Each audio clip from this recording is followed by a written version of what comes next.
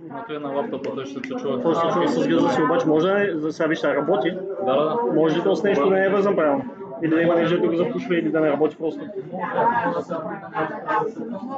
Вързахме в момента на вътрешния микрофон от лаптопа, но при нея решение на микрофон, така че моля? Няма да има микрофон, така че това е страта. Чувате нещо? Чува се?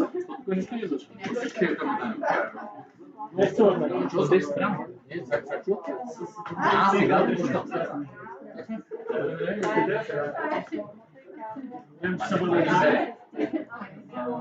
Така, ти ми изпрати нещо някъде. Основната е презентацията, другото ми е за мен по-скоро. Това е готино. Да, замислям. Гримаса, за които правят индустриалните 3D принтери, скейнери, принтери на метал, някакви неща. Всъщност това нещо говорим. Личи, защото са много добре принтирани. Ами, да. Industrial Grade. Да. Ти къде ми го изпрати всъщност? Фейсбук. Можеш ли да ме го пратиш по имейл? Или си е трудно вече? Защото нямам връзка с Фейсбука. Това не го очаквах. Няма моите уши, ама да се чуе.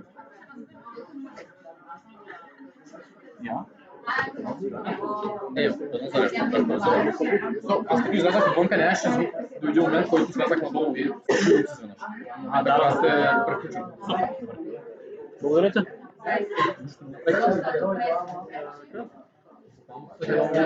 Сега, какъв ти е мейл? Makerspace, клюмба, thesocialteahouse.bg.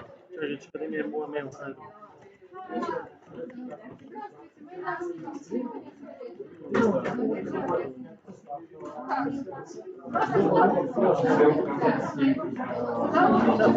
Или го написал? Че забавих, че това да настъпи.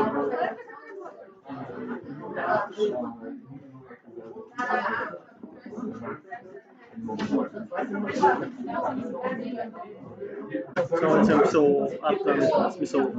Може да го промениш. Може да го промениш.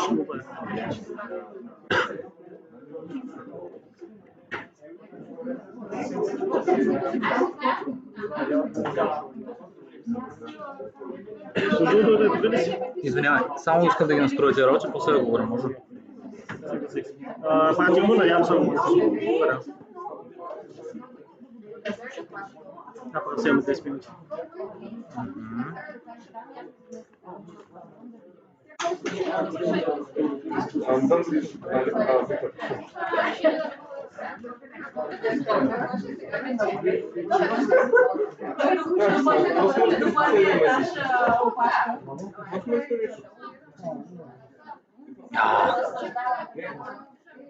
Окей, да.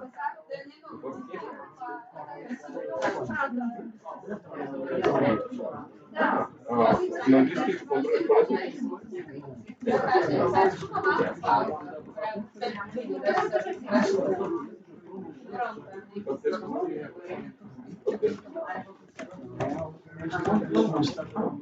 Да.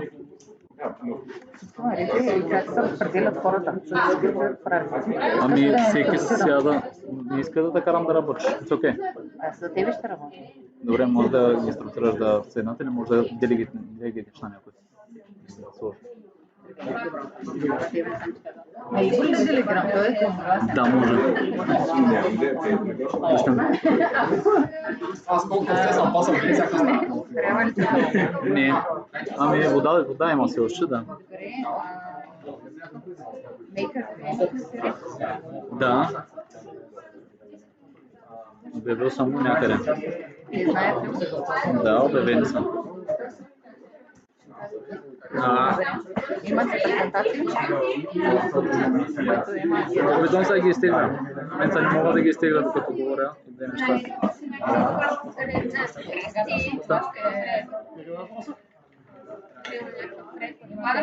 Да, същия Facebook пост. Там не го помня редално добре. Сега ще ти го кажа. Няма такова пост. Аз съм окей с това.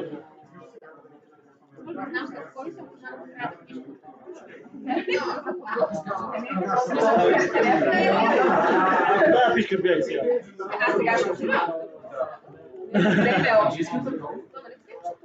Как ще кажа? Някой азиатски език знаеш. Да, изтегли ги, да.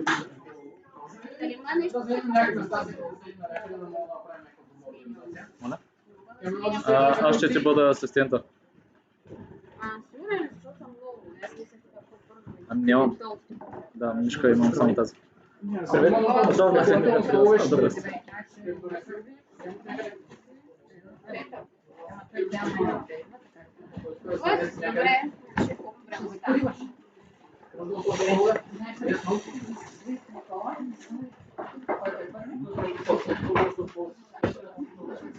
Май ще има нужда.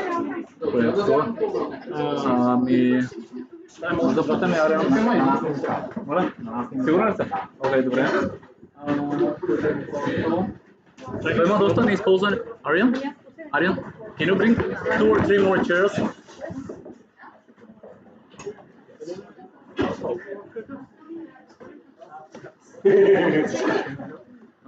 Никола? Изпрати ми го в това време от нас. Добре. Къде ми е телефона? Бибе, ти носи телефона? Да, Бибе, пип, телефона. Само секунда.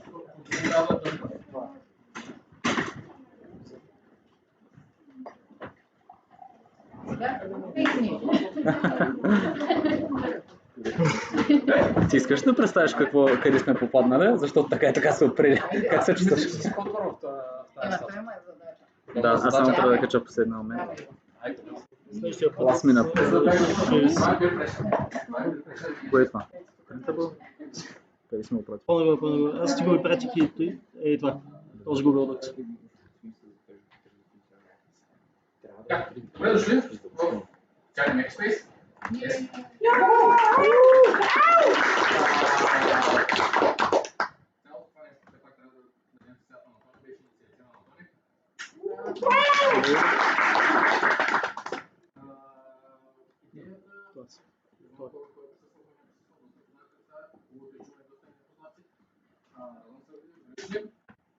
Цялата идея тук е, може би да ми не слога, на което най-интересно е да се борим с копията.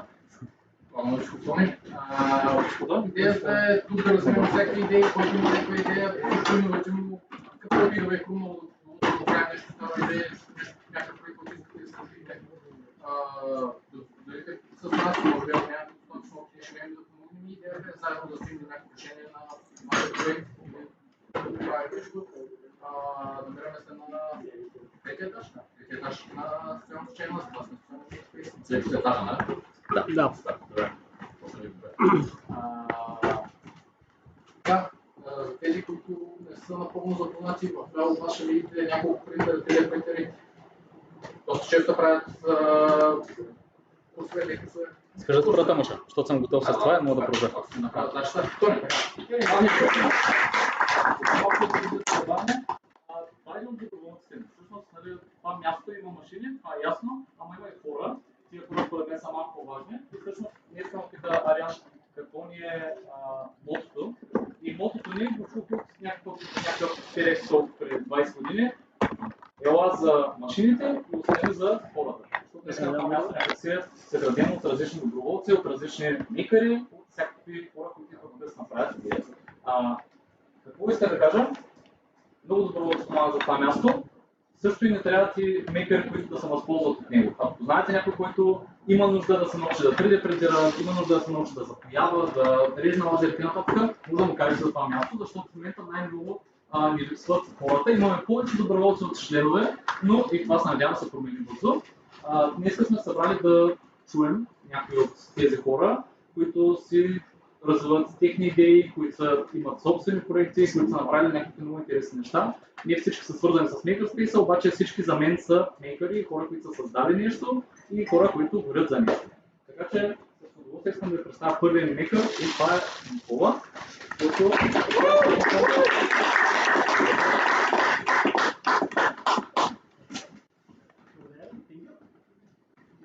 Сега, първо искам да питам нещо, против забавите да може да видите, че там ще има някои, които не знам български от публиката.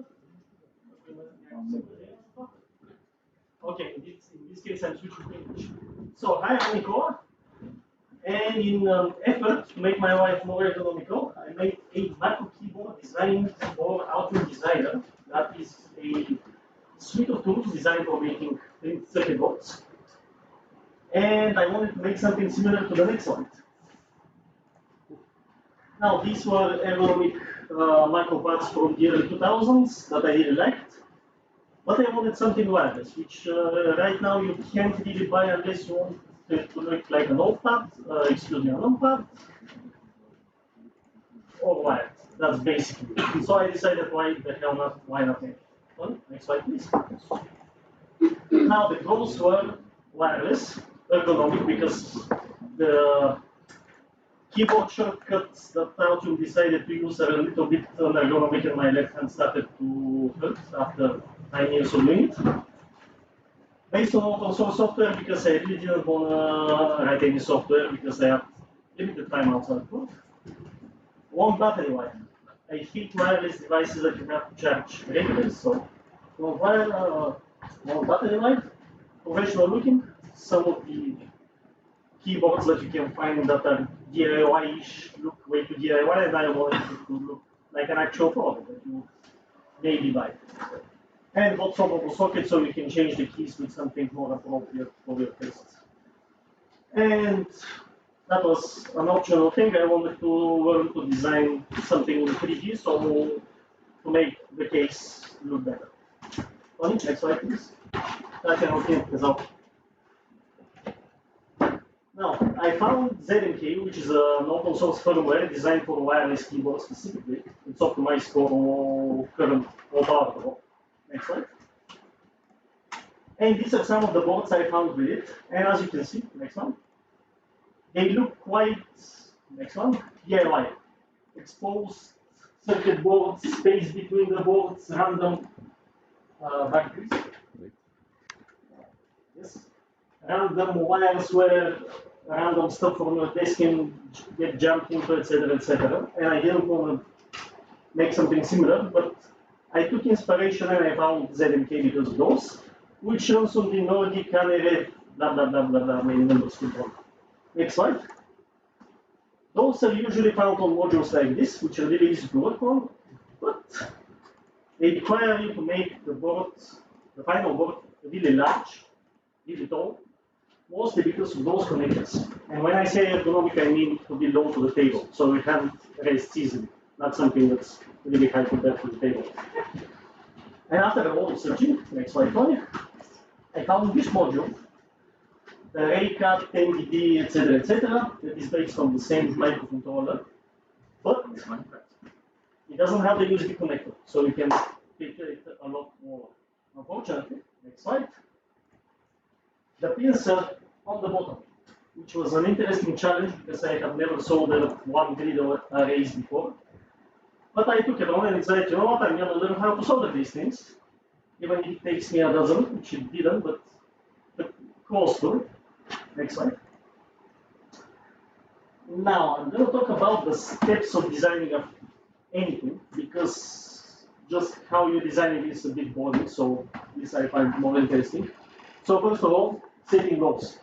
You need to know where you're going, otherwise, what are you fighting for?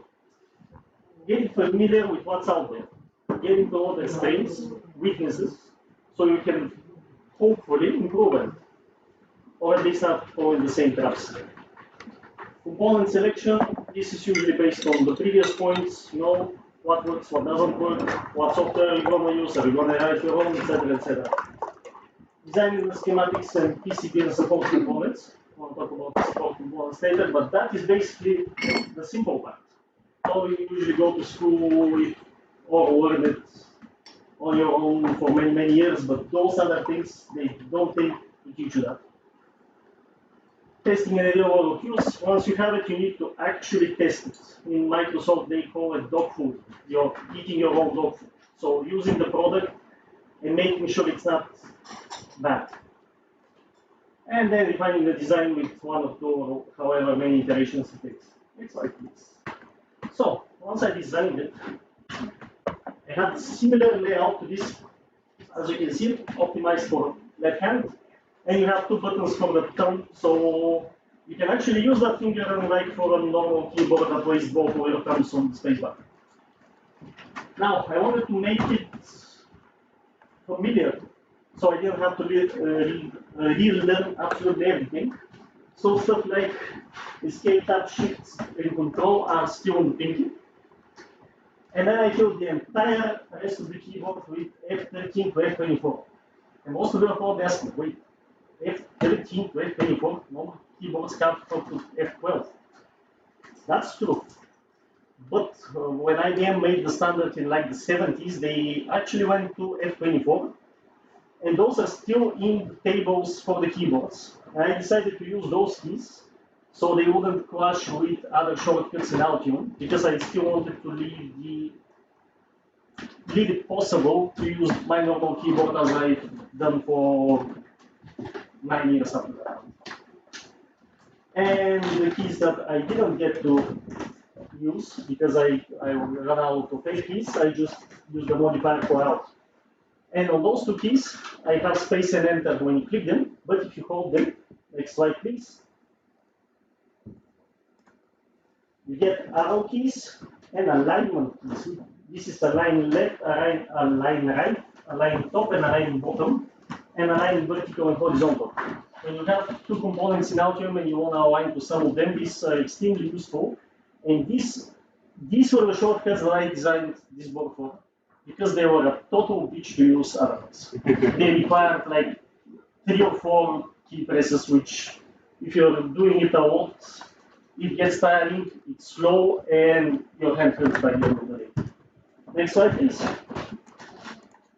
And if you hold the other key, you get stuff that you will always need when you're using a PC, like copy, cut, paste, undo, redo, stuff like that. And now, if anybody's actually telling me what's the time, do I have to time? Yes.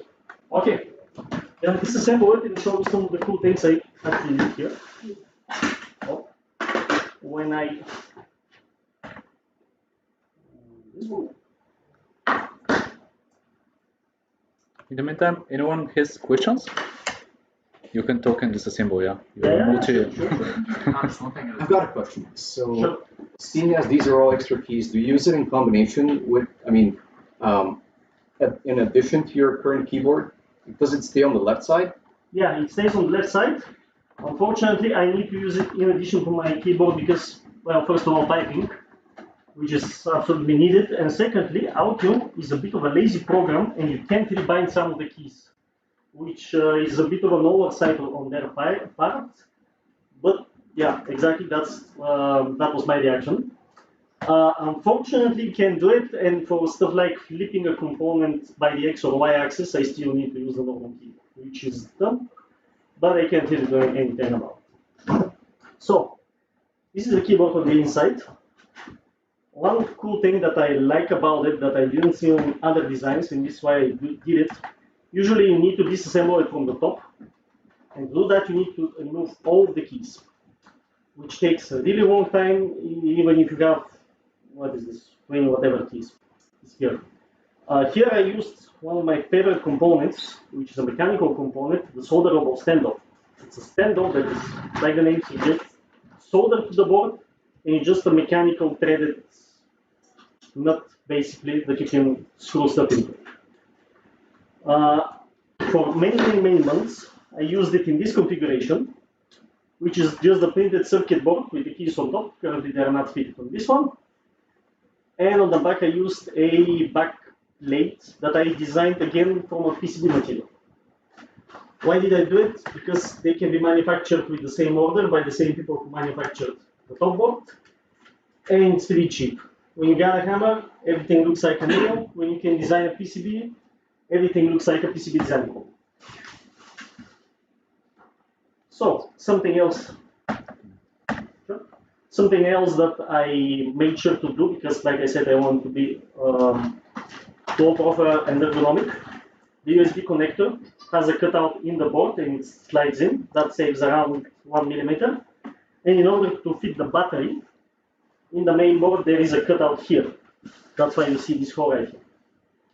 This hole is so the battery, which is pretty large by the way, has some space to fit between the bottom case and the top plate.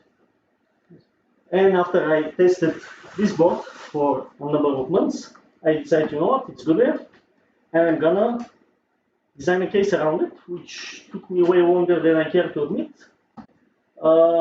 But it was basically watch a bunch of tutorials on YouTube, design it, print it, and it fit okay enough, I'd say. So, next slide, Tony. Thank you for your attention. I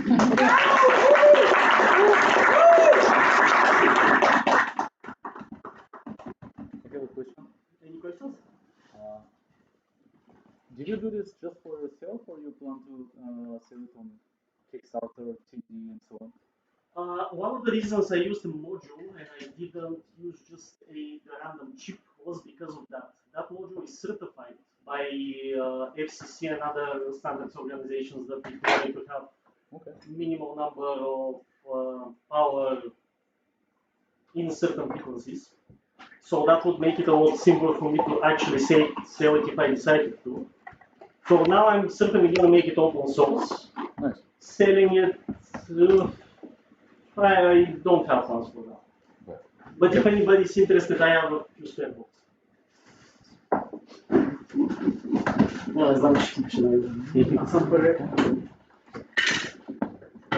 Okay.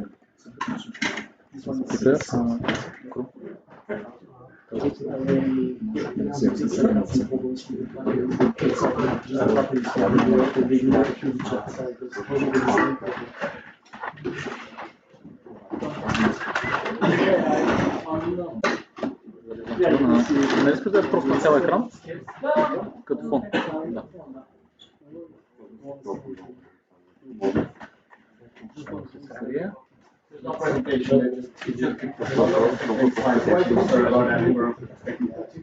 Guys, I want to present you Krum, who is making educational cards. So please.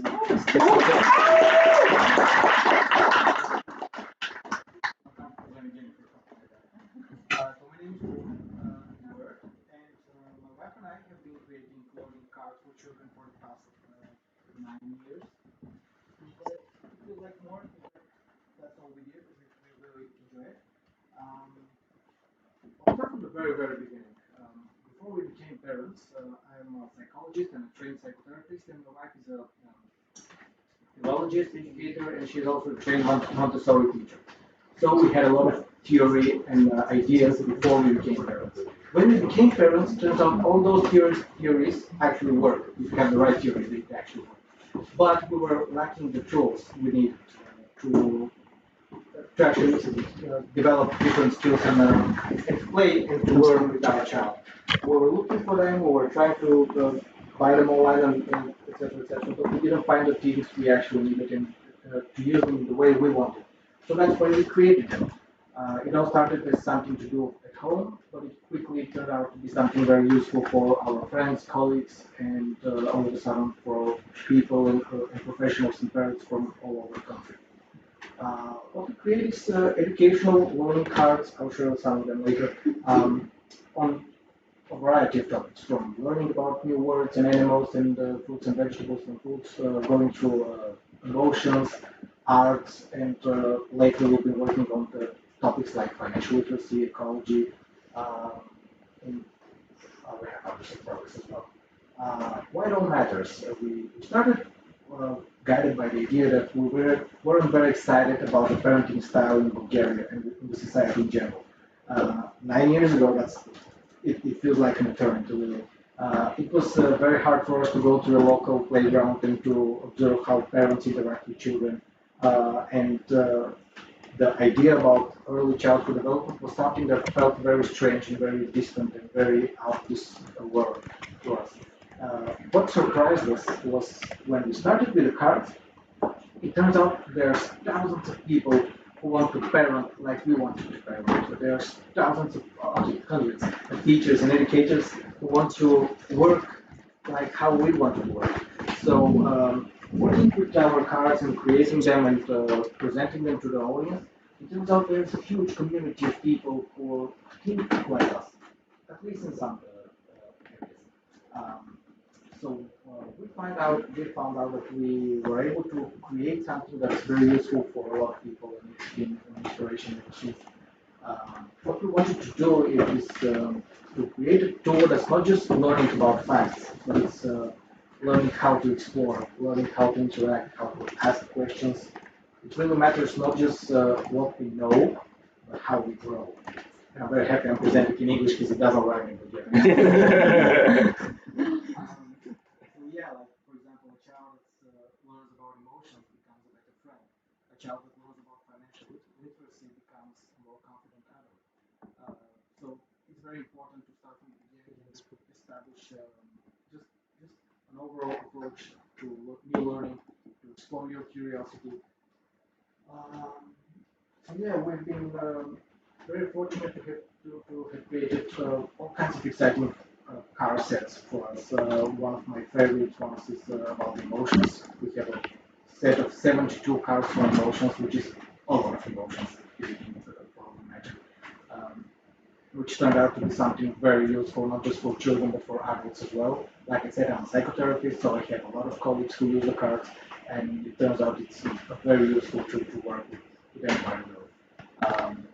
We've been able to work with a lot of inspirational artists because we're not joking anything. We're creating the text, we're creating the concepts, but we work with different artists, and it's a great process when you can give the freedom, the creative freedom to somebody who is as excited as you are about the project, and it turns out to be very successful and very interesting and something to be proud of. One of the latest things we did was actually was a very big step for us. Like I said, it's a family business. It's a family publishing house. We created everything for our children. We have 2 boys now. And they're the beta testers of everything we do. They're the inspiration behind it. Sometimes they're like literally saying, aren't we going to make this, and we're making it. This is something very, very exciting for us. This is the financial literacy cards. As you can see, they're in English. It's the first thing we actually publish in English. They came as an idea in 2019 after, I don't know if you're familiar with the PISA tests. Does anyone know what that is? Yeah, Tony knows. Okay. Sorry, I'm not going to explain. This is something that they do in Europe. Is it only Europe? Oh, world. Cool. And they test financial literacy for 16-year-olds. As you can imagine, in Bulgaria, that's a person. And one of our friends we have, she's a financial manager. She's right now she's also an influencer. She's an author, and so on. But she was very discouraged by these results, and she called us and said, "Well, we have to do something about it." So we created the financial literacy cards in 2019 as something to work on financial literacy with a lot of theory, with a lot of terms being explained, a lot of challenges for children, and just this year, in the beginning of this year, we were able to make a new edition of that, which is this. Are you going to get time? No, I'm a little bit more light. So we were able to partner with MyBoss. I don't know if you know what MyBoss is. Yep. Anyone know? Everyone knows, right? Cool. Is anybody from MyBoss here? No, you can shame it. Anyway, so they're like one of the biggest financial companies, fintech companies in Bulgaria. They're no longer a Bulgarian company. They were sold, but the core team is still in Bulgaria. So we were able to partner with them. Why this is something important for us is because it was something on a very bigger level. We were able to work with very experienced professionals to improve the cards and so on. So it was also something that showed us that what we do is really important, not just for parents and teachers, but also for professionals in general. It was an inspiring process for us because it showed us we can do more like that. Like this, we have a project on ecology that was printed this year as well with another company who is a partner for us, and we're working on very exciting things in the future. We're always open for ideas. Right now, we're just scratching the surface on potentially working on something called digital literacy and internet safety, but make it analog, just make it physical, not online. So yeah, it's been a very exciting process. I'll be happy to share more if anybody is interested in that. So yeah, but in terms of like I said, analog and these don't have any. don't have any like augmented reality or anything like that. It's just physical cards that you can interact with. The idea behind every box we make is to encourage interaction between the child and the adult, whether that's the parent or the teacher. Because what we believe is that the future of education is not digital or analog. It's not computers or paper. It's human, and it should be like that. So that's what we try to encourage with everything we create. So yeah, and I'll be open for any questions. Okay. Yeah, I have a question. What is the age range the cards are designed for? Before our second child was born, for the first one we had visual simulation cards, which are very important for babies. It's cards with illustrations that they can focus on. We had some downloaded from internet, but we worked with the artist from actually, and we developed the cards for newborns. Our son was born during the COVID pandemic, so we didn't interact until she came home. I mean, he was with his mother, but we didn't have the cards with him, so he was able to use them on his fifth games.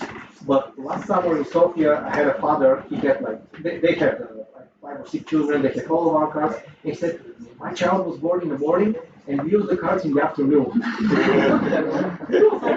So the bottom age is newborn, obviously, and there's no age limit after that. The financial literacy, that's for 16-year-olds, but honestly, we could all use them.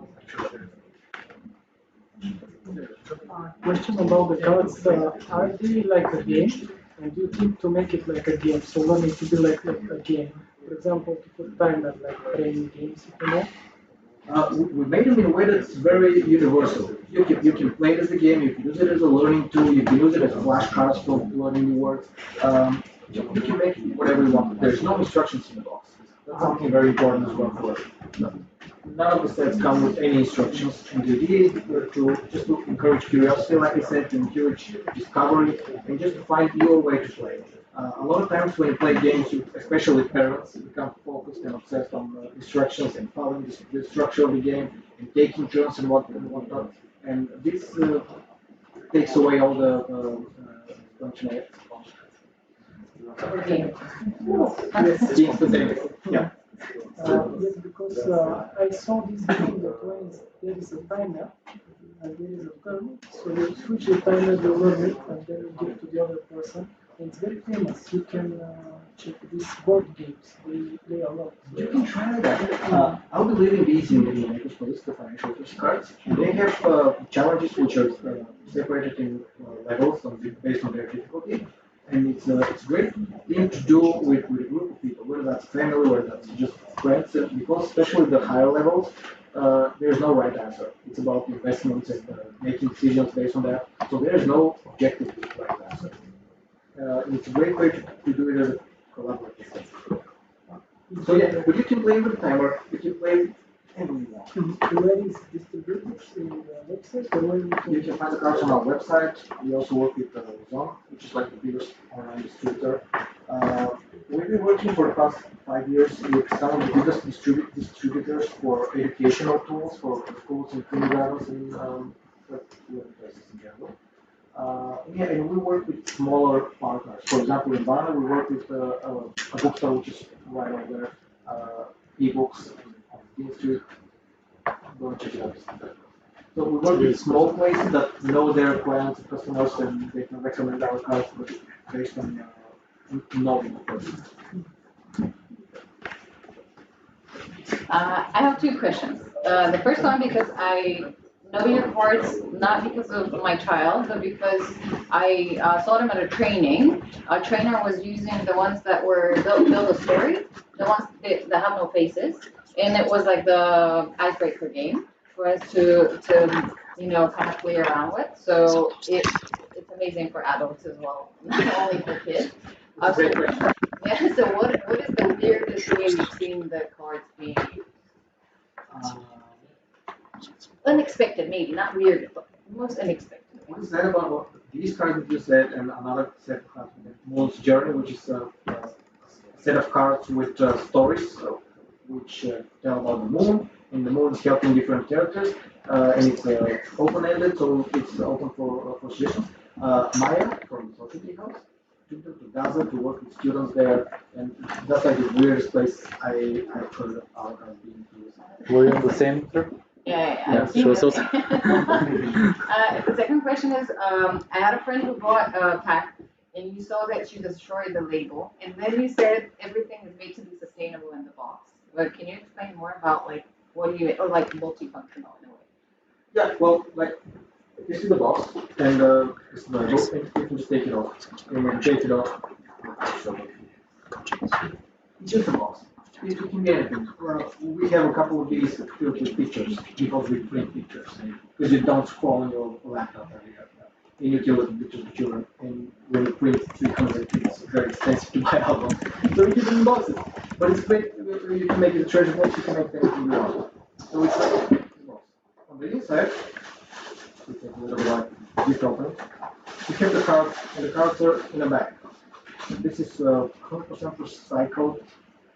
It's something complicated in terms of what the material is, but no, it's recycled and it's also recyclable. We used to use cotton, but it turns out cotton is not very eco-friendly if it's not developed in the and it's not processed in the right way. So it's not that. And these are the cards, like the financial usage cards. So you can use them you can use them in the box, or you can just get like that. So it's meant to be something that the children can discover when they open the box. And then what you do with it is also left to you. There's no, like I said, no instructions on how to use the cards and what to do with the packaging.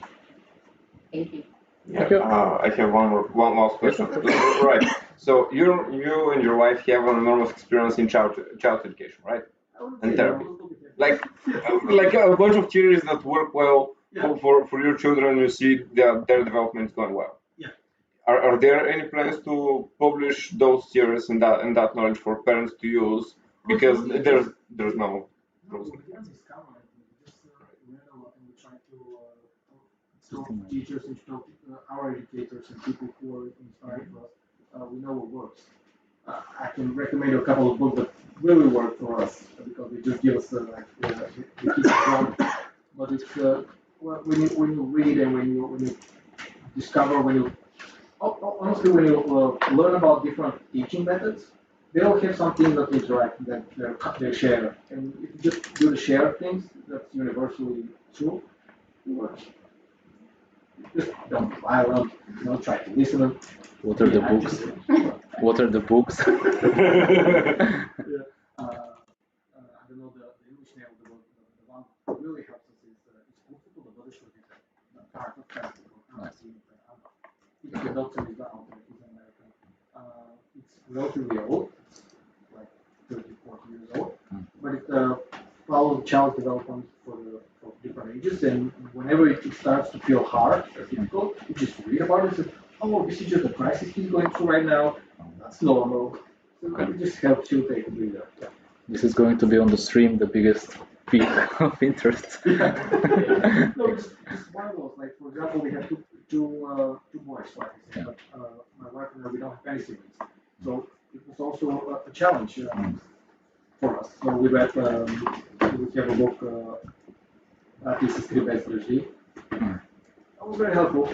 But also just using the cards as well, like I said, they're very universal. So it turns out it's a very great way to use because our children have a bigger age difference. They're 5.5 years old. So we have our animal cards, which is the first thing we did. Our older son was teaching our younger son, this is a cat, it says meow, and so on. So cards help as well. Thank you. It's not like a question, but we have from the cotton bags just 3 sets. My kids are quite big now. My big daughter is turning 13 next week. So I'm just debating to which friends to gift them because they're really great and amazing. We have especially the animals, I think the vegetables, and the ones which are like sensitive. Not sure about the name, but they're just amazing. So congratulations for expanding the age for the children. This will be very useful for me, so I will have a look afterwards and keep going. Good. Right, right.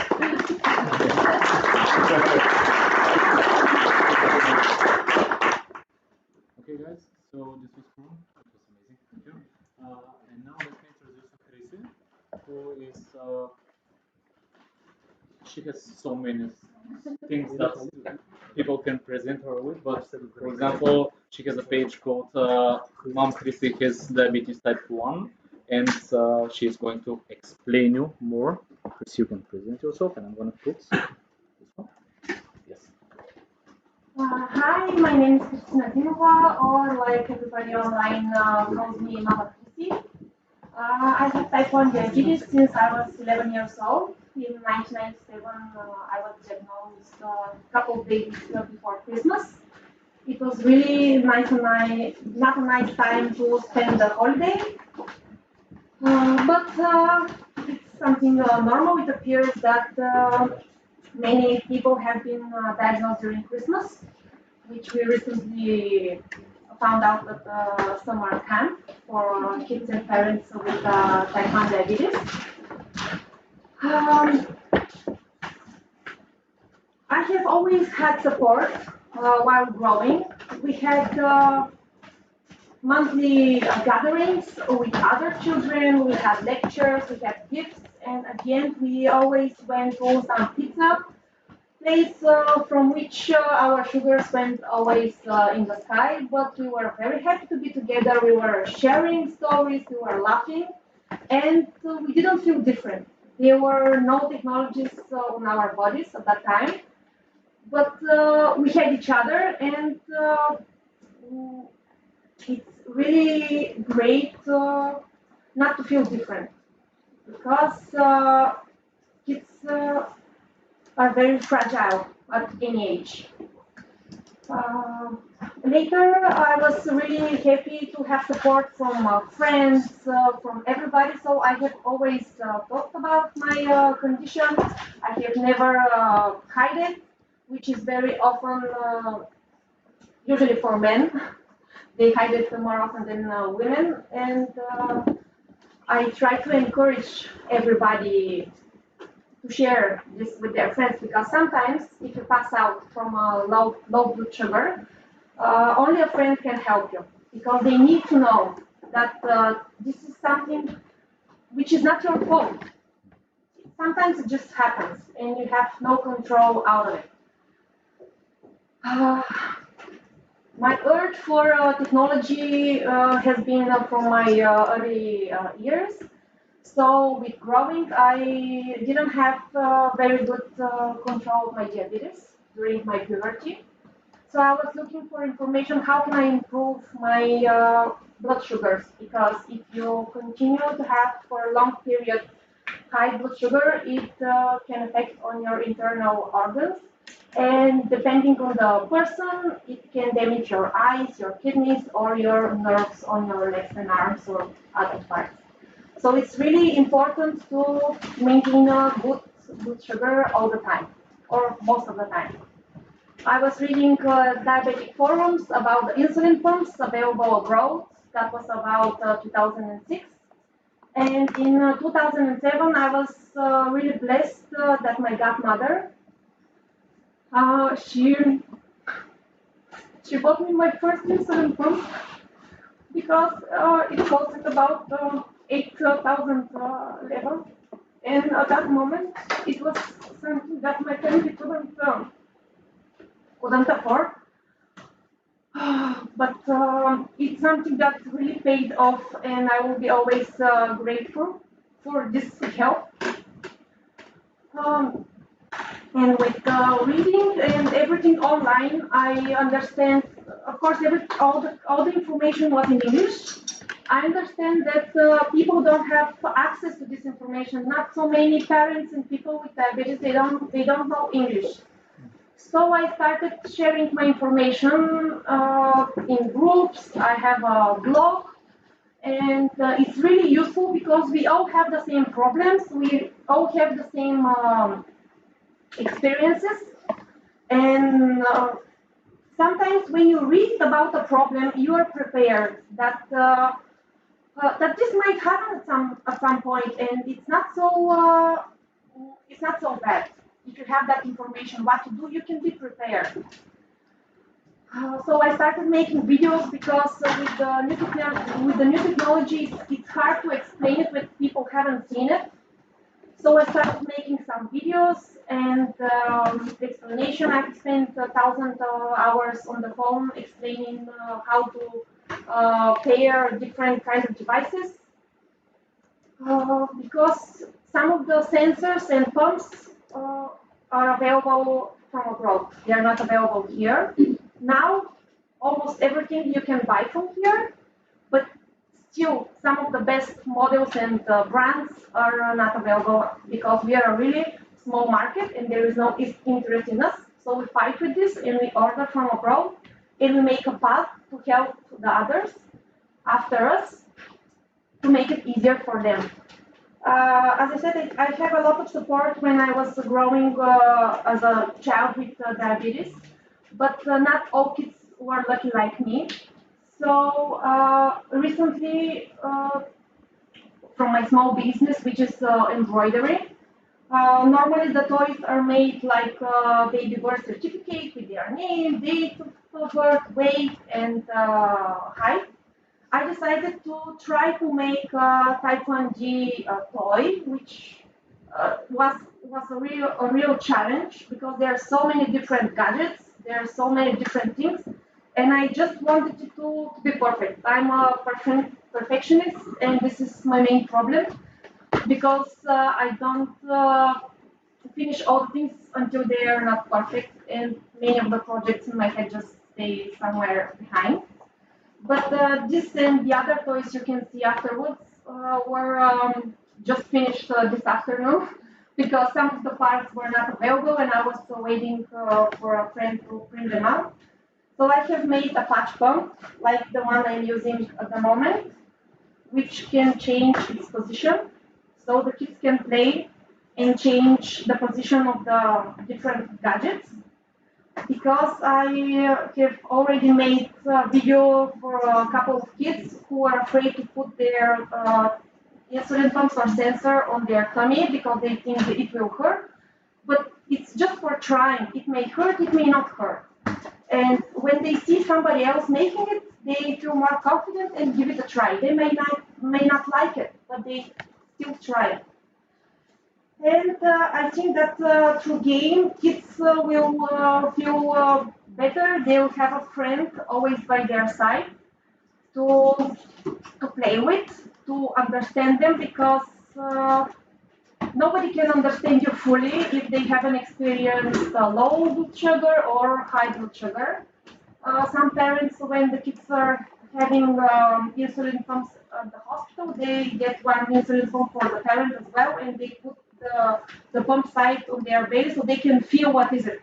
But unless you give yourself a couple of units of insulin, you cannot see what is low blood sugar. Also, I have two kids. I have two girls, and my first pregnancy was without much problems. Everything was great, but it was not perfect. So when we were trying for a second child, I wanted it to be perfect. And I found information online for closed-loop systems. They were just launched a couple of months before I started my research. It's an app on your phone, or in the beginning it was on Raspberry Pi, which gives signals to your phone every 5 minutes. So the sensor measures every 5 minutes. The system gets the blood sugar.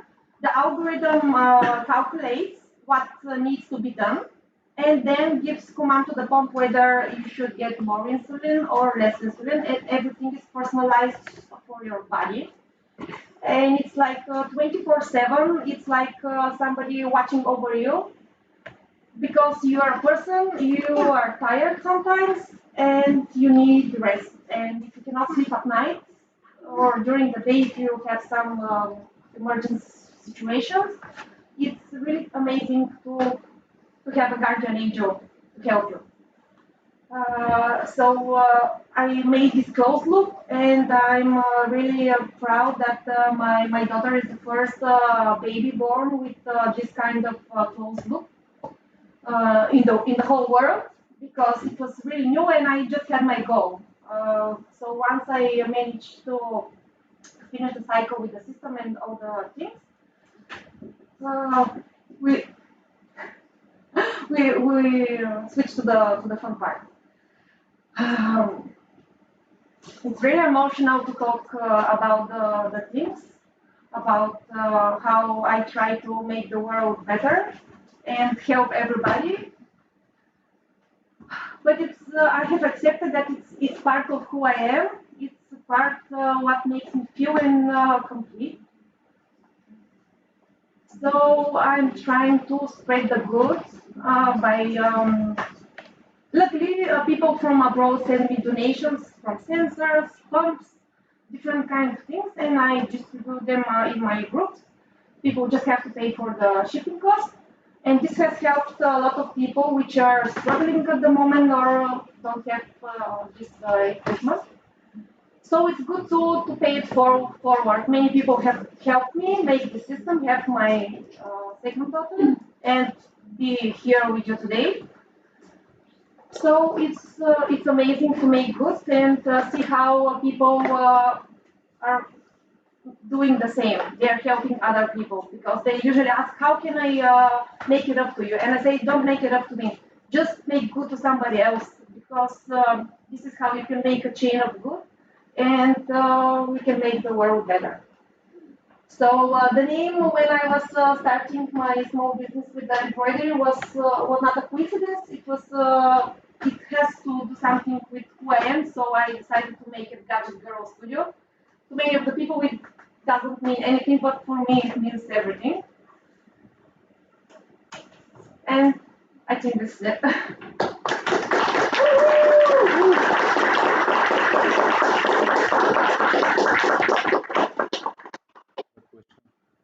How did you find this open system? Because it's the first time I heard it, and you did it like 10 years ago, and it's amazing. Like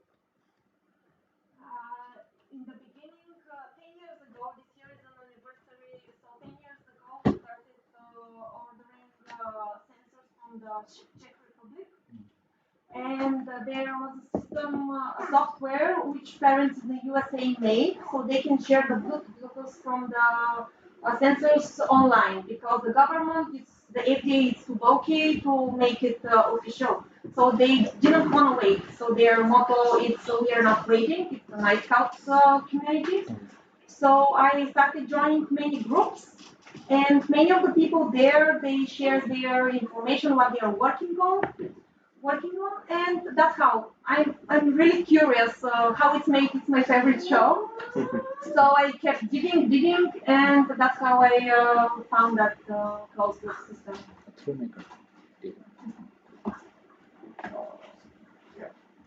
Are there any open blueprints for making the pumps themselves that can be used on people? What do you mean by blueprints? You mean Blueprints for the sensors and the pumps and the entire. Blueprint 3D design? it's like everything. Схемы такие он Yes, yeah. It's like the whole project. Can you download it and make it yourself? No, the pumps and the sensors, no, because Medical they device. need very precision, very big precision for insulin dosing, because the one drop can kill you, literally. So it has to be really precise. But the algorithm is really good. It has a lot of safety options, the software itself. So we just use what's on the market. We try to use because big companies, they close their communication parts. Like with this pump, the manufacturing company, they just change the whole module. They close the Bluetooth, not the Bluetooth, but the connection to the pump. But we're still trying to make it work. Do doctors recommend your groups and people who have diabetes? Are doctors directing them to your, like, for example, Facebook group or something like that? Yes, recently, a couple of years ago, they said that in some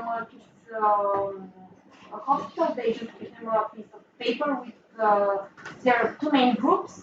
mine which is for technology and one for parents of kids with type 1 diabetes. So these are the two main and active groups with most useful information, where you can find support and information. Unfortunately, not all doctors are aware with the new, with the uncertified systems. But now, from last year, we have official pump, which is closed loop again. So they are starting officially to recommend it, and there are a lot of patients using it at the moment. So we are slowly getting there officially as well. I saw on your Facebook page that you made patches for kids for their backpacks or for their jackets, I think. Yes, I have brought it here. So I do different kind of things for helping the kids mainly with diabetes at the moment. So this is one of my latest ideas. I waited a lot of time to find them and order them. This can be used on a backpack. So it says, my name is Mimi, I have type 1 diabetes. It has a phone number and also it has information on both sides about low blood sugar and high blood sugar and how you can help the person. It can be personalized for any kind of condition or just for information for drivers like blood type or whatever you want. Even it can be with some kind of characters with a phone numbers. If your child forgets its backpack somewhere, that it can be easily located. So this is the newest thing that I designed, and I'm really proud of because it can really save somebody's life. Are there similar ones for the insides of the jackets, for example? Something like that? Because Usually people, they use small kind of cards with this kind of information like contact person, I have type 1 diabetes, what you can do, and they put it in their wallets because usually if somebody has passed out on the street, you search for some kind of information in their documents. This is exactly no, but it can be easily made for inside of a clothing. yeah, definitely. Can this be added to some kind of a, when you do your driver's license and so on, you do a first aid course. Can this be added to a first aid course? Because if you don't know, you would just cut the seatbelt and stuff like this. It would be nice for people to spread this and somehow add it. Have you decided to talk to Red Cross about this? No, I haven't. Okay. It's pretty new. It's from a couple of. Okay. I made it 1 month ago, literally, because I waited for the shipment to arrive and to make some tests. So I just started spreading, and many kids have ordered, and I just got pictures with them on their backpacks. Nice. And with this project and all the other crazy projects in the head, I haven't had the thought, but thank you for the recommendation. I will do them at home. I have a question. You mentioned that it's a closed loop system to regulate insulin. Does it run locally or does it need to be paired to a phone or something to set parameters, the end user to set some parameters or something like that? The one I'm using needs a phone to operate. So the phone is the brain, which gives the signals to the phone. But there are some closed loop systems which can operate without a phone. Yeah, I'm guessing if something happens to the phone, like let's say its battery dies, you get an alert or something on the pump. So depends on the pump. This one is a patch pump. So if it loses connection with the PGM with the controlling device or the phone, it just goes on regular mode, which is a basal insulin, which is the minimum level you need to maintain your blood sugar normal. So as soon as you know that it's dead, you need to replace your phone or change the patch pump or do an injection, whatever. So it's still safe even if your phone dies? Yes, yes. Okay. It just goes in manual mode when your phone is not nearby. Okay, thank you. Okay, that's a wrap. Thank you for listening. Our next maker, I met him online, and then I found out that he has a showroom in Russia. This is Andrey, and he knows and manages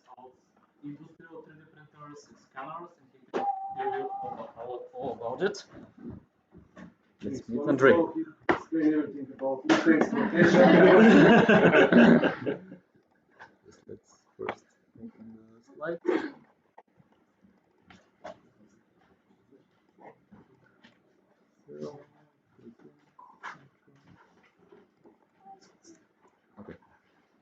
Okay, before I start with my presentation, I will say a couple words for me, and then I will switch to the company, because now my company is my life, of course, with my family.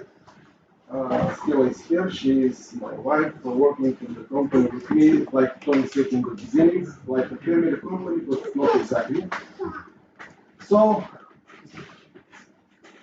before 13 years, I was working in the University of Crusade, in the backyard between the buildings, and one of my lecturers was very close to me. He said, "Hey, Andrey, do you know that I included before a couple of months in one project to build a 3D printer?" And I said, "What? What are you talking about? I don't have time for that. And what is this 3D printer?" He said, "This will change your life." And it changed my life because I take the advantage, I go there, and he said, "You will be you and 3 more students, you will build with them the machine, and then we will go in different departments, in different factories, we will show what we can do in our university." I said, "Okay, we'll do it." So first day, we was all 4 people there, making photos with the lecturers, and everything was good, but on the second day, I was alone.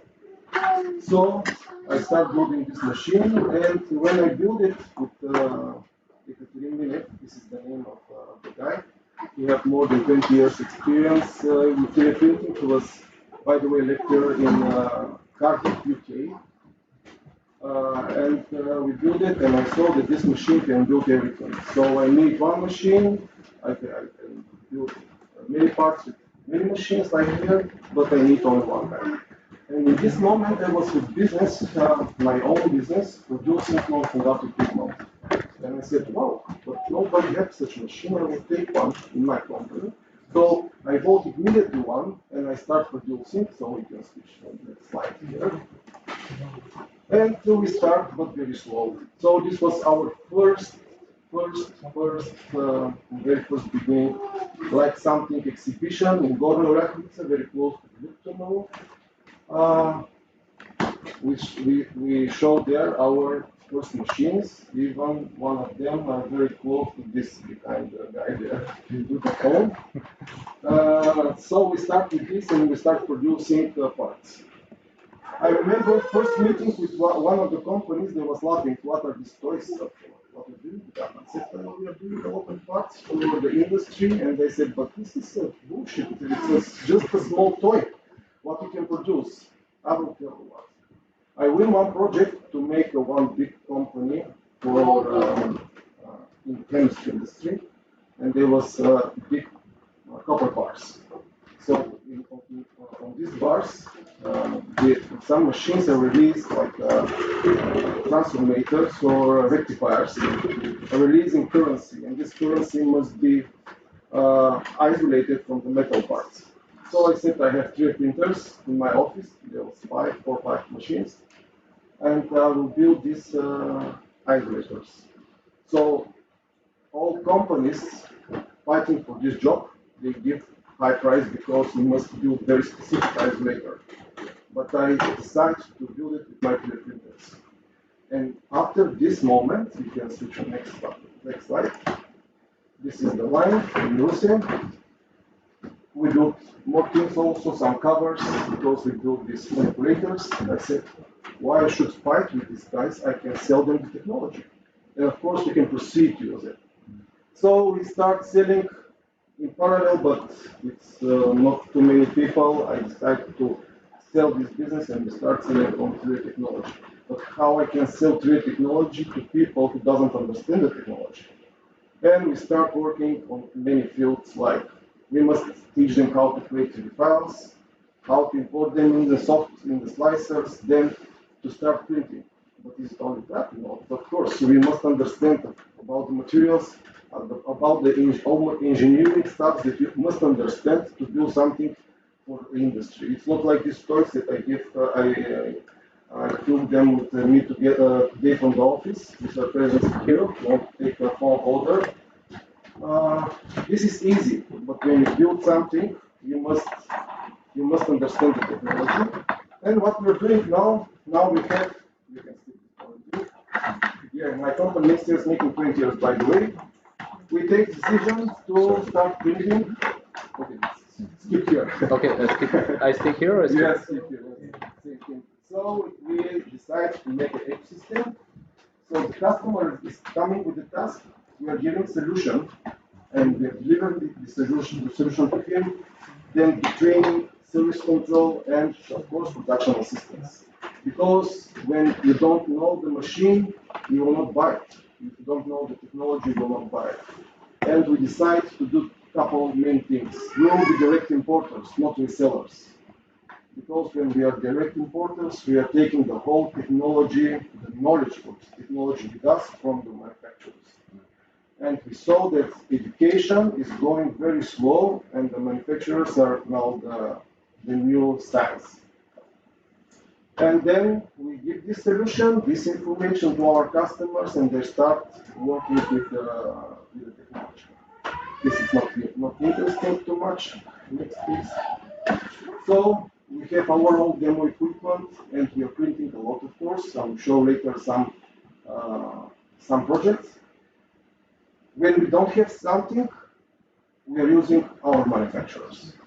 Because sometimes it's so complicated and you cannot find the material, we must account on someone, because here locally is very hard. We are going to them. And we have even good projects in Romania to make some artificial butts for medical fields, filled with artificial blood.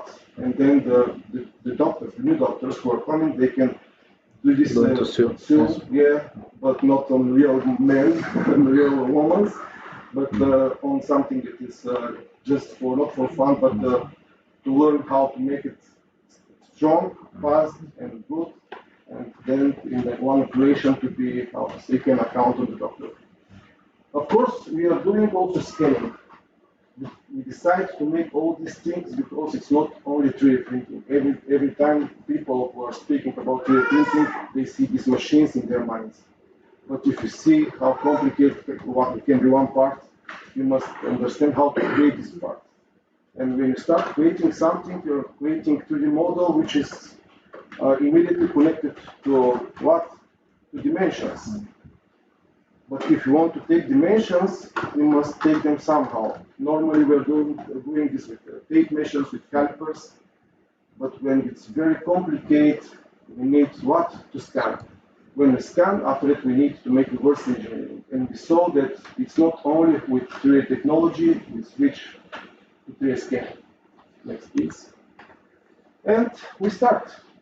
Now, one of the biggest companies in Bulgaria are our customers. And to prove the technology is working, they're sending to us parts, and we are doing scanning. After scanning, reverse engineering, and after reverse engineering, treatment. All these things to give faith that they can use after that, after us, with their own machines. This is not very important here. I don't know. Next, please. This is something how we are teaching the customer. This project, a customer bought from us one expensive scanner, and the first job was in Burgas. So the company in Burgas is making this chassis. They're making updates, tuning, like we said in Bulgaria, but to take dimension for this very complicated chassis, this body with pipes, it's not easy with a caliper or with tape measure. We scan the chassis and then you can take dimensions. So we teach the customer directly on his project. He was so satisfied and happy that Stella said, I was not in the office. The customer came and he gave extra money for this training. It was included in the price, but he gave, well, okay, I'm happy to know. So next. This is in Varna. This is our research vessel, Saint Cyril Methodius. because they're our customers, and there is no possibility, it's not possible to scan with one scanner everything. Like you cannot speak, you can speak with different phones, but you cannot scan with different scanners everything. So they have scanner from us, but they cannot scan this big live boat. This live boat saved the Captain Life from second mission to South Pole. So we came here in Varna, and with our biggest machine, we scanned the boat, and now the guys in the university, they can make some updates. They can put some sonars down in these sonar systems, and they can catch everything because they know now the shape. Even if the boat and the ship is not here, they have the 3D model in their laptop. Next, please. This is how powerful is one scanning. This is how we take dimension from 60 ton piece of metal. One crazy woman was driving one crane, 160 ton lifting. It was very big crane. So she was moving the part, and we scanned the model. And Blagoy asked me before we started speaking, is it easy to make from scanning CAD file? No, it's not. Let's say if we scan this for 1 hour, I scan this with my colleague, one whole day. Then we make this 2 weeks to get CAD file, which is ready for manufacturing. And if you think this is crazy, no, it's not crazy. We start with these machines, we learn ourselves with help from our partners, manufacturers, and now we have chance, and we are doing these big projects with our demo machines, and that's how we are selling the technology. Next, please. This is another showing how we are taking dimension for trains, boats, gyrocopters, all this produced in Bulgaria. Next. And this is Omaya 15. So here the funny thing was, we go there to scan. This is the deck of the yacht, the biggest and luxury yacht produced in Bulgaria. And if you see, this is not the deck, this is the matrice, the tool. They will build this deck on this tool. But if you build something like this, when you take out the deck, you must fit on the main body. How we can understand, is it okay or it's not? We can scan it, and we can put the file directly with the body file, and we can see where the dimensions are best, because we can align this with the 3D model. And I saw there one guy from Poland. He was the main constructor in the factory. I mean, the main builder, the main maker. And he said, "Your scan file is not good." So I said, "Why it's not good?" Because I have a lot of red color here. But it's red because I said to be red.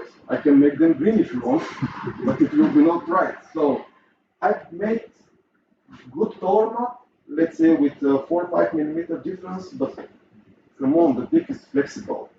And they can fix now the matrice, and then they can start producing the deck. This was the idea. And then he said he take one wooden tape measure from his pocket and said, "I will check your dimensions now."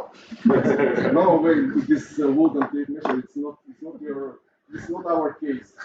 So the first yacht is in water, and they win first place in one very luxury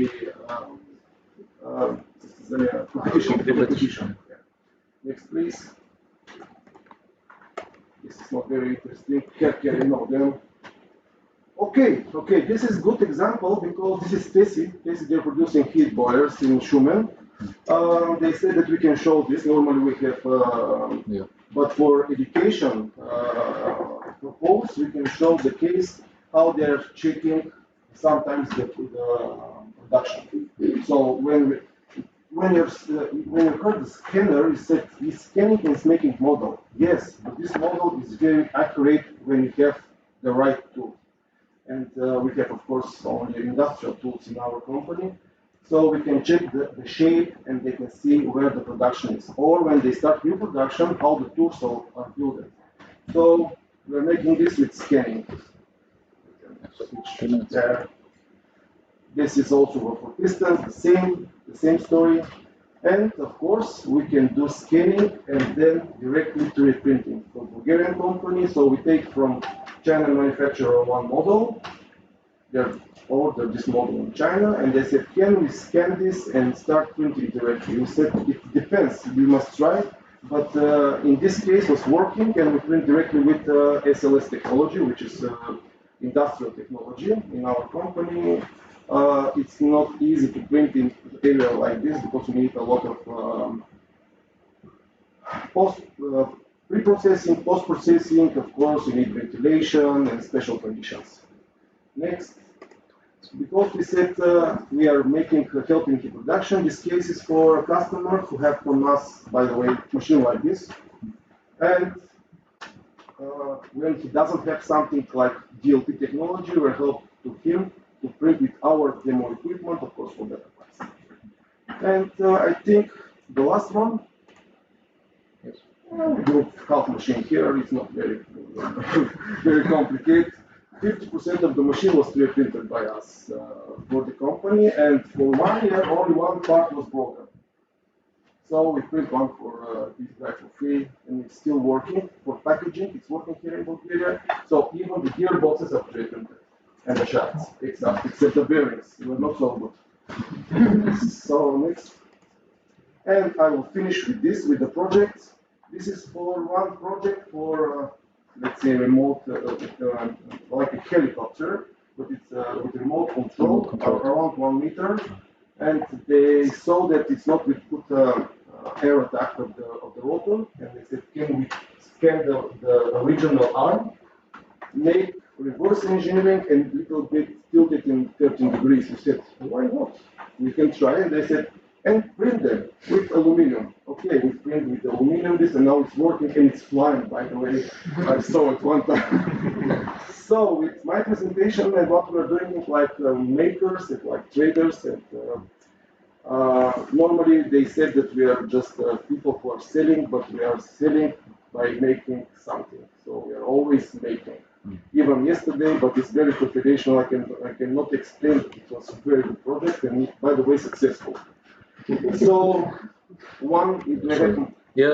Do you want to show the other ones? Yes, I want to show something with. So go here. Yeah. No. Okay, go there.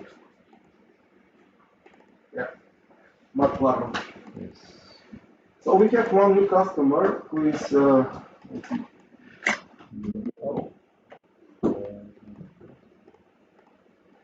Here it is. Yeah. He is building exhaust systems. And this is for McLaren. So if you want to build something for such expensive car, you must be very precise. Please move forward, backward, doesn't matter. Not the final result. Okay. Sorry, I don't have time because it's very fresh. Maybe you can go back in the folder. Yes. And here from the view, yeah. So show first, let's say, yeah, this one. This is the scan model. When we scan the model, this is immediately after scanning, either for the familiar and not for familiar people. We are scanning without merging. So the scanner is very professional. We're putting a couple points, and we scan from everywhere without merging. So if we have accuracy in the scanner 30 microns, the accuracy here is 30 microns. For one exhaust system, it's more than enough. Yeah. And after that, we can stop this one. We have this one. We have 3D model with so many polygons. Yeah. Let's say if you're familiar with 3D files, if you have file with 57 million triangles, the computer is stopping. Okay, not ours, but his was stopping. And he told me, "Hey, I cannot open the file. What's going on?" Because we have around 60 million triangles. And the software started like crazy. So we reduced them half, and then he opened the file. But and what he did after that, he did this. Our computer also stops. Yeah. So he is very professional welder and maker. So can you close it from this? Your computer is slow. Yes, yes, yes. So from this, stop again. This. And all this with our scale. So if you have with actual equipment, but I know this because I told you next year will make 20 years, then you can make such things. So this is, for me, if you want, I gave to him more videos. He can run them after all presentations. And if you have questions, don't ask me. Some of them are a little bit confidential, but I will go in jail. Which one can I play while they ask it? So, questions?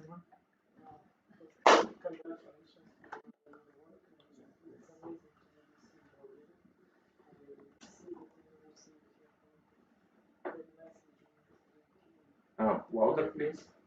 But do you have guys that preparing these 3D models after you scan them using storyboards or Storyboards. Day one, I saw one comment on Facebook.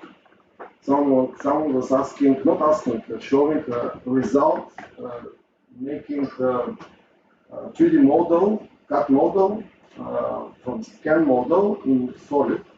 And the comment down was from one guy, obviously professional. SolidWorks will be my last option if I must choose. So SolidWorks is perfect, by the way. I'm not telling it's not good, but for scan models, it's not our case. First of all, I forgot to mention that we are using Bulgarian software to rebuild the scan models. Konstantin Vrantselev is a guy from Volgograd. He graduated in Sofia, but now lives in London with his wife. The company is Bulgarian, but they're running the company from London. We are the distributor here in Bulgaria, and we love this software because many things. Top 20 in the technical miracles in the world. The software is there. And last year they win first place in another, I forgot the name about the competition. But the good thing is they're fighting with one more software in this field, this Djuli Magic, which is how to say, it's a proud for us that it's fighting with the biggest one on the market. It's a very smart algorithm, and because we're Bulgarians, we can speak in our own mother language. If I have need for support, it's like Flash, just to say what we can do, or if we found what we found one time a bug, he fixed it and he released for free this new version of the software, which is good for us, for the end users. The software is dedicated especially for STL files after scanning. We try to open STL with more than 200 million triangles, like this. If you open with another software, the software is just not opening anything. Even the software is not opening. So this is one thing we have. Of course, we have guys which are working with that and with another software from Spain. But this one is better because it's specially made for that. And yeah, this is. So you open the 20 million and then you reduce it.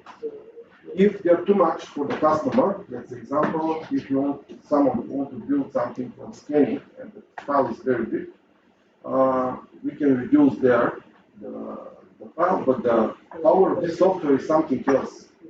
You can show the area and you can say, make step file from this area. So this is something like magic, because when we cut something and when we color it with the red color in the software starts calculating all triangles and made them in one surface. And then from let's say 20 gigabytes, you can go to 200 megabytes, and you have step file. Again, Surface, but you can work then in SolidWorks or AutoCAD or Fusion 360 different CAD programs. Yeah. Questions? Yeah. One more question here. Yeah. So in the presentation you showed human-sized part, which was tunnel, and that took a day to scan. Why did it take a day to scan? Like, what were the? No, it was much bigger. This one. Yeah. 60-ton piece of metal. Yeah. Let's say diameter was 4.5 meters, height was around 3 meters, and it is like cone. It is because of tracking. If you want to scan something, you can find on the market cheap scanners, even your iPhones can scan something, but they cannot track too long. Many reasons. First of all, you have small lens in your phone. Doesn't matter if it's iPhone, it's not a miracle, it's just a camera inside with a sensor, and this sensor is small.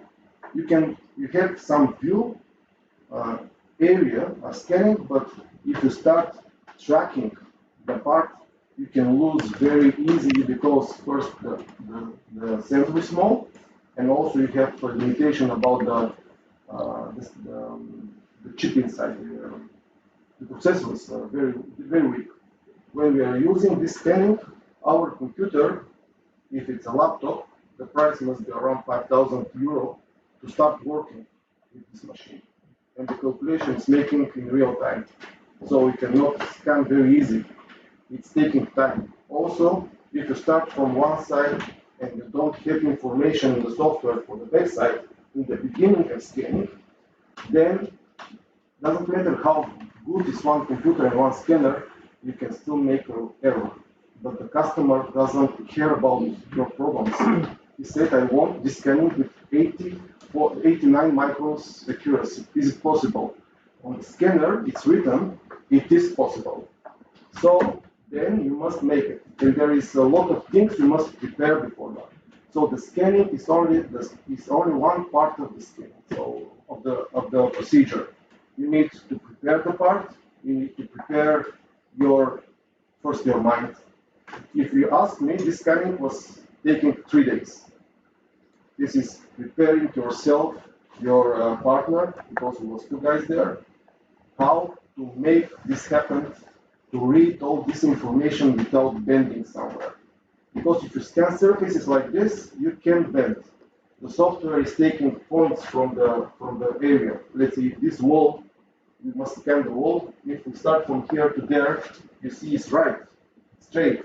Sorry, it's straight. But in the end, it can be bended because you need to track very well. And when you scan with areas, with hidden areas, you must show the software. There's different ways to do that. It's very complicated. Sometimes we need days to explain people when they're buying scanners how to do it. It's complicated, but in short, we are scanning first points around the model, and we collect these points, we check them if they are right, if they are with accuracy, and then we start scanning the model, and these points are given to the scanner information where we are. It's a complicated technology, but how to say, you must start with something. There is no scanner here in this makerspace. We can help with that. Ask you to come again. Yes, yes. I will come next time. So, thank you. Yeah.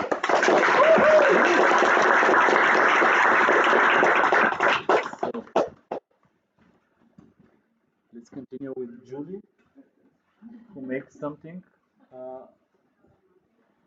She makes a lot of stuff. Actually, most of the makers today make so many stuff. I guess that when you start making, you make so much stuff. So this is Djuli, who has yes, who has a magazine. But I know Djuli from more than 10 years. We went to a concert with her father to Brit Floyd. It was amazing. And then I found out that one day she has a magazine, and I bought the first edition. So maybe it, yes. So let's introduce Djuli. Hi everyone. Thanks so much for the invitation. It was really nice. I really like the space, and it's Bernard needs more, but it's nice that we have at least one. So yeah, so it's a magazine. We've done so many things. I'll try to be concise and kind of take you through its history. And it's a magazine. It's a print magazine with 9 issues. The 10th is coming next month. And these are like, you can take a look later, and also I'll be happy to leave them for the Makerspace and the social media.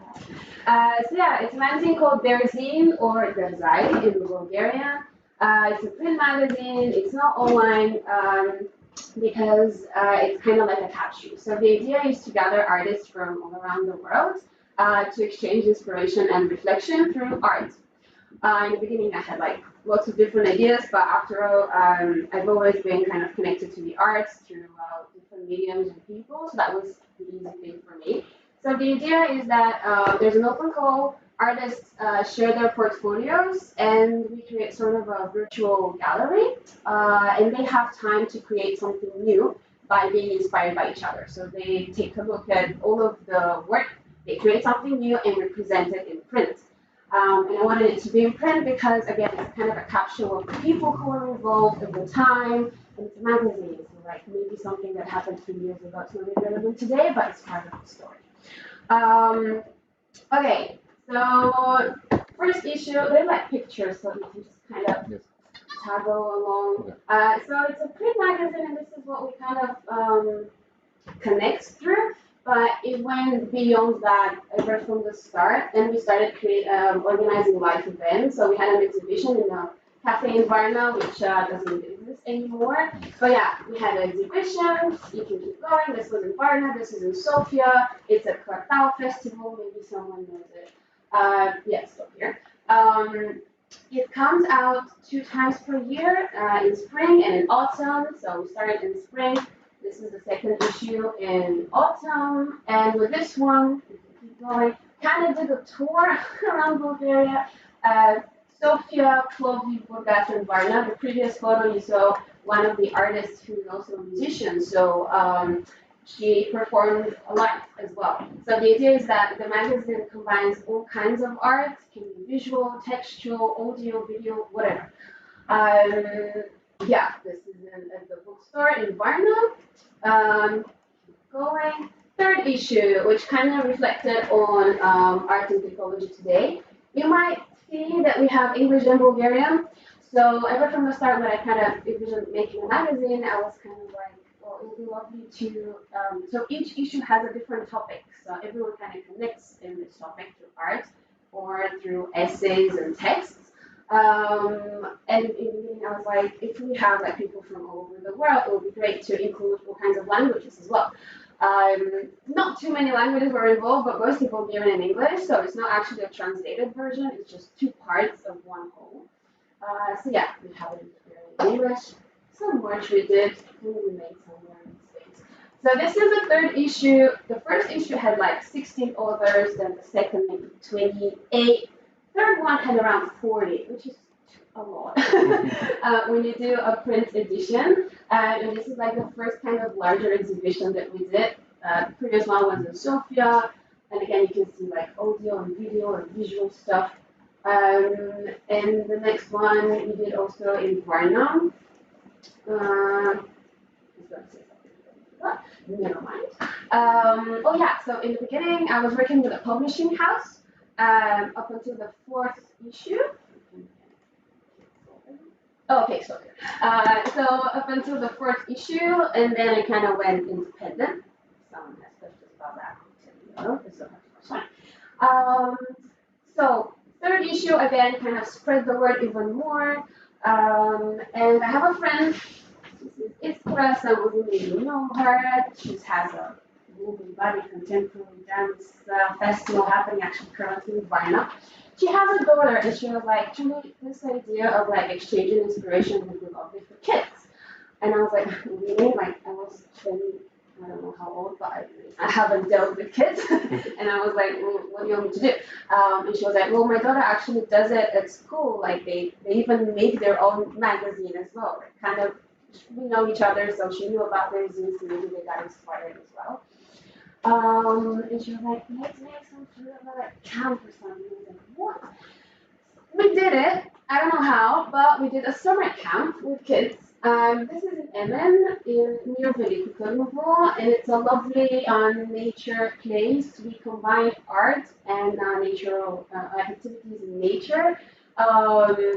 We had some lovely games for connection. There was like horse riding, kayaking, some games that build on trust. And the art aspect of it, the kids created a whole story and like characters, and still haven't published it, but I hope I'll be able to soon. There was an amazing cave that we went to, so yeah, it was kind of a combination of things. This is the fourth issue, which looks through, again, more and more combining art forms, perspectives, like the whole communication through art. It's really spoke very naturally because you can see people from around the world, they don't know each other, and somehow there's a symbiosis that happens in that synchronicity. Fourth issue, there was a teacher who wrote a lovely article about her experience about teaching kids through different art forms and engaging them more interactively. And in the sense of, again, combining forms, people, perspectives, around that time I got connected to the association, I don't know its name in English, but the Sakhanin Janata here in Varna, which is an association which helps elderly women to kind of socialize. They're mostly they're already alone, they create different events for them. Why don't we kind of connect through generations as well? So this is just an extra event that we did. This lady used to be a costume designer, I believe, in theater, so the other two girls were very inspired by her. So we basically had some of the ladies from the association and some students from the art school here in Varna. So as you can see, more and more events, all kinds of different events in person. I always kind of left the magazine and community because, again, we connect with the magazine and then move beyond the pages and everything else. So kind of never had a specific idea of what I need to do or where it needs to go. I just kind of went with it. And this is here, the lower floor. So yeah, more and more events in person. And I actually really wanted to do a zine. Tony actually spoke to me about zine making. So the fifth issue, which is a very creative one, we can kind of just stop for a bit because we might, no, it's okay, but they'll end it somewhere. National Culture Fund. The only occasion I had funds from them is through a creative scholarship, I think it was. And with that, I arranged 2 workshops. I wanted to do a zine. A zine is like a even more DIY kind of thing in a magazine. But ours was kind of in the middle, not like a real zine where you just make something on handmade and then you photocopy it. We made a book by hand and then we scanned it and printed it as a very middle thing. But yeah, we did one workshop in Varna, and one in Sofia, and the issue was done in 2 days. Everyone had just a few hours to make whatever, and because obviously we didn't have it was just a few hours, so you don't have that much time to look through everyone's portfolio or whatever and create something new. The idea was for everyone to come with a question and make an interpretation of it, and everyone kind of connected through those questions. We had some talks. So yeah, let's keep going. And this is a little handmade book, which was really cute, which we later scanned, and this is an image. So in most of the magazines, we had some sort of a maze. And the artist here took the question, what connects us? And we had a workshop in Sofia and a workshop in Varna. She was like, well, maybe really cool is what connects us. So keep that image in mind. We'll get back to it. But this is the 5th issue in print. So the summer, this happened so this has been happening for 5 years from the launch. We wanted to do a second summer camp. Kind of didn't happen, but we decided to do a workshop instead. This is in Halle 3, even some of the kids from the previous summer camp came. So yeah, again, more and more options to be together, create together in one spot. You can keep going. And in that same year, this next picture, maybe some of you know Fablab in Gablovo. They do all things around field photography, and they're lovely. So I got connected with them, and this whole year just kind of was very DIY, and led me to issue 6, which again had a little presentation in the social media. I'm loving how much we've been connected throughout the years. Issue 6 looked about, is there an analog to the analog? A little bit of a wordplay. So the idea was ODR, so the theme of the issue was everyone to create something analog, really DIY. It became a bit like a diary with everyone's statements of how that affected them. Did an exhibition in Sofia. This is the designer that I started to. This like one of the authors took inspiration by bus tickets, and she intertwined some artist stuff within them. And she had them at the exhibition. And you can keep going. There's a photo of her. She had the little how's it called? Curators. So that was cute. And then this little girl, it's not really little, but yeah, so she she did a workshop here in Varna at the Social Tea House about collage making, and that kind of combined, you can keep going, combined with like the presentation of the 6th issue. What's next? Okay, remember that maze.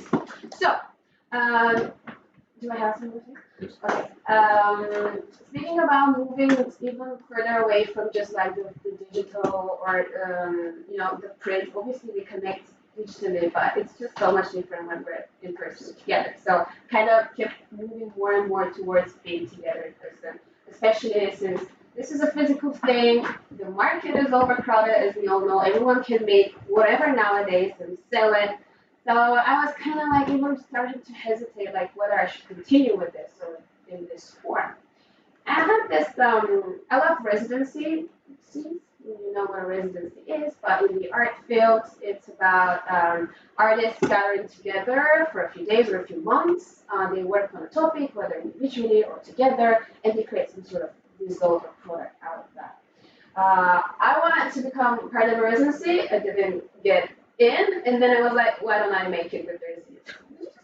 Right, like as you said, when you start making, you're like, let's just do that. The topic was artist conversation versus artist competition.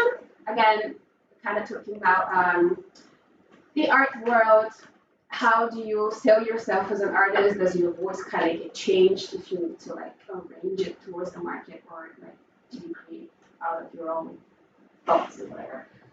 So we did an amazing residency in Veliko Trnovo. Actually, we did connect in Veliko Trnovo. And we had artists again from around the world. We had from Egypt, India, /UK, Syria, /Dubai, and Bulgaria. We had different artists. They were visual or writers. Maybe Nosy Varivalov, who's an actor, quite well known. So you can keep going. So everyone, this is in town, the space in town. So everyone had like a presentation time of who they are, what they do, and their perspective on the topic, again, kind of exchanging their ideas. And at the end, we did an exhibition. So it was a 1-week thing. We had some extra events, like an artist talk with one of the artists as well. And in a very short time, they created something. I love the idea of having limitations because it focuses you and makes you even more creative and resourceful. This one, like, there was some site-specific art happening, and yeah, just lovely people who connected in a great way. The 8th issue, again, moving more out into the nature, the art of nature. Again, it had like a regular open call, but for the residency, I had a couple of artists who applied, but didn't really like kind of connect fully to the whole idea, so I didn't like get them for the residency. I was like, maybe we can work out something together in the future. So for this issue, I had a Polish artist, he's called Jarek Lustic. Is it next one? I thought I sent you JPEGs. Okay, never mind. So he recorded the Kamchatka River. So I was able to like bring him to Varna, and he records I can maybe later show. Oh no, okay. We have one that contains the images. So we came to the river. He had like a whole setup with various gadgets that sometimes he had built himself even for recording purposes, and he had gone around the world doing different things and like seeing how best to kind of record the river. So the idea was for the river and like the waters around the world to speak for themselves. This was the art. So this was like when he presented it here in Varnum. And then the next issue, which is the last one we did this May, is the nature of art. So it kind of opposite, but not really. Where again, because I think a lot of people start making whatever with the idea that you need to showcase it or sell it, or it needs to be somehow perceived successfully or whatever. And especially with art, I think it's a very innate thing for a human being to be a creator in whatever sense that is. So I kind of wanted to motivate the people, the artists, whoever is involved, to create for the sake of creating and without worrying about the end results. So again, it became a lovely kind of a process little thing. And I was able to collaborate with the second artist that I mentioned from the residency that she wasn't able to participate. Her name is Chan Wong. She's from China, but she's based in the UK. And this is in Sofia. She was able to present her performance text to me, where basically everyone, it's an interactive performance, and everyone is typing in some messages. And based on those, software, she's creating a soundscape based on the messages. So you can see it live in person. It's about like 20 minutes kind of thing. So this was combined with like presenting the issue. So we're always presenting the issue in person as much as we can, so that the authors even can meet each other. The last, the newest issue 10. Wow, for 5 years, 10 issues. Is coming up next month. We're gonna have an exhibition and a presentation at Blend Coffee Place, which some of you know, on the 29th of November. You're welcome. And I hope you see it too much. Thank you. And again, there's issues here that you can have a look at. That was it.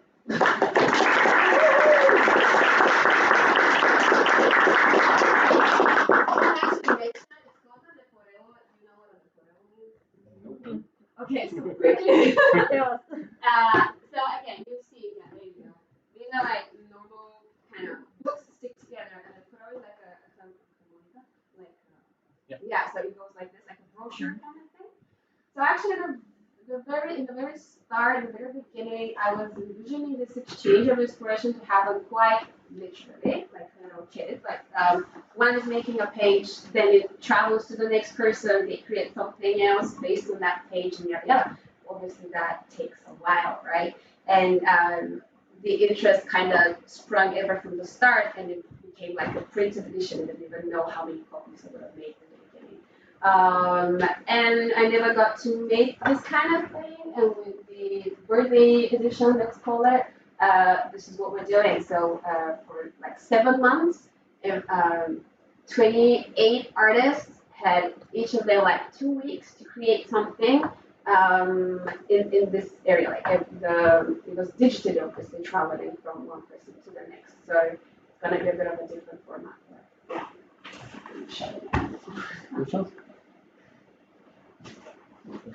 Who's your biggest supporter in that venture? Like who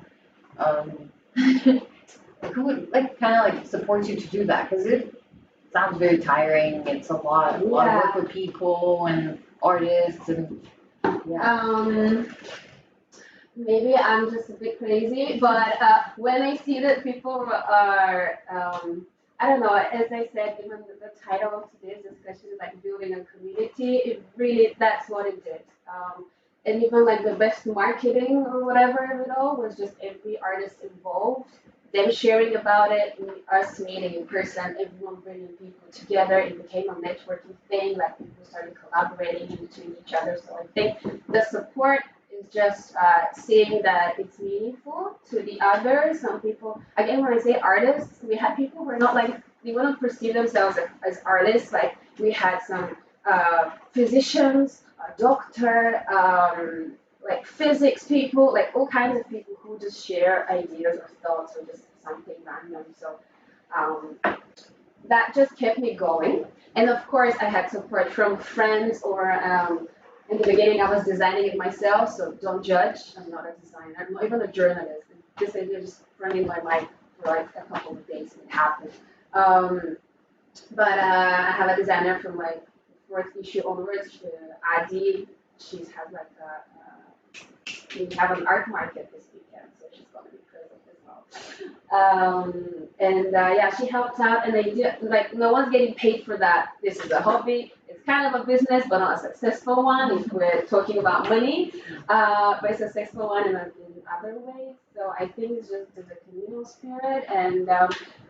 So many artists, like maybe like 200, I don't know, like beyond 100 for sure, 100, I don't know how many, have passed through. Obviously, not everyone has remained throughout all the like years, but there's a good, maybe like at least 28, like 30, like a good 30 or 50 people are like, I don't know, they stick and they keep coming, and this is the support. But it's definitely tiring, especially with like all these kinds of events, and there is going to be a bit of a pause, but I hope that the community will keep on going. I think when you have a community and you have fellow-minded people, that's what makes it worthwhile. Otherwise, yeah, I do have a question. So in the presentation, you mentioned that there were musicians and other types of artists. How do you go about presenting their art in a magazine? So we have a website, we would post the audio there, and we had QR codes at the magazine. And again, like sometimes we have some like performance online, live, I mean, yeah, it's different types of collaborations. And I think you saw one of the artists, it was also like, when we had the workshops for the zine, he was just like, we were making art, and he was just doing his whole thing, like, some time, and we had like a nice atmosphere, so. Yeah.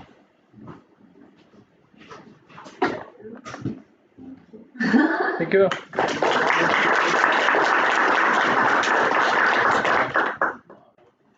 you for coming.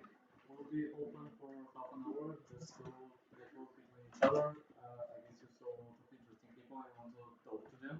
So they're here until I don't know how long. But yeah, in the next half hour, we're open.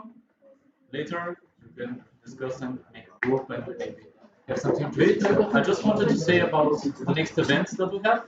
So tomorrow there is an art bazaar, and Makerspace we printed a small amount of stuff. We didn't actually had the time to print a lot, but yeah, we'll be also there, and there will be a lot of other people that present their makes there. And also we have our next events for the next month. For example, we have 3D printing for fishermen, which is themed toward fishermen, not because we really like fishermen, because we want to touch different communities, and our next community is fishermen. And we'll be doing the laser cutting events tomorrow.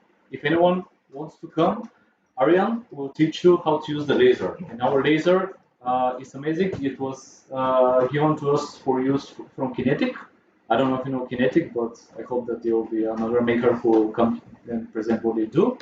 And yeah, this will be the next event. Please come to our next Maker Talks.